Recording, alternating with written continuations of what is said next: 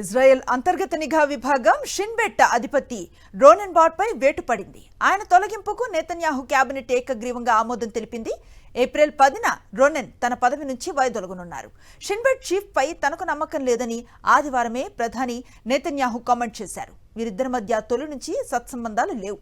October 7న Hamas దాడి అనంతరం అవి తీవ్రంగా దెబ్బతిన్నాయి.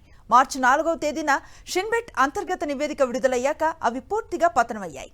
ఆ నివేదికలో ఏజెన్సీ వైఫల్యం స్పష్టంగా కనిపించిందని వెల్లడైంది. ఇక రోనెన్బార్గ్ పై వేటు వేయటాన్ని ఇజ్రాయెల్ ప్రతిపక్షాలు తప్పుబట్టాయి.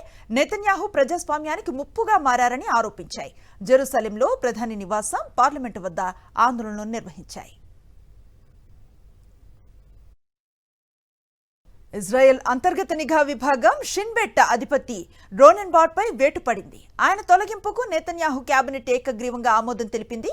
ఏప్రిల్ 10న రోనెన్ తన పదవి నుంచి వైదొలగనున్నారు. షిన్ బెట్ చీఫ్ పై తనకు నమ్మకం లేదని ఆదివారమే ప్రధాని నెతన్యాహు కామెంట్ చేశారు. వీరిద్దరి మధ్య తొలి నుంచి సత్సంబంధాలు లేవు. అక్టోబర్ 7న హమాస్ దాడి అనంతరం అవి తీవ్రంగా దెబ్బతిన్నాయి. మార్చి 4వ తేదీన షిన్ బెట్ అంతర్గత నివేదిక విడుదలయ్యాక అవి పూర్తిగా పతనమయ్యాయి. ఆ నివేదికలో ఏజెన్సీ వైఫల్యం స్పష్టంగా కనిపించిందని వెల్లడైంది. ఇక రోనెన్బార్గ్ పై వేటు వేయటాన్ని ఇజ్రాయెల్ ప్రతిపక్షాలు తప్పుబట్టాయి.